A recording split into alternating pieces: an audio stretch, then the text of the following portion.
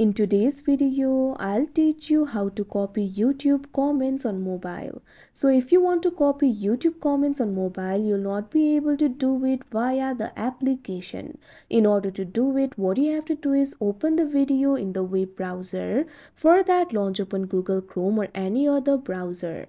Now what you have to do is tap on the search bar that you can see on the screen. Now type in youtube.com, search for it. Now you'll be led to the official website of YouTube. So what you have to do is simply tap on the video in which you want to copy the comment. Now that particular video will be opened. Over here you'll be able to find the section for comments. Tap on it.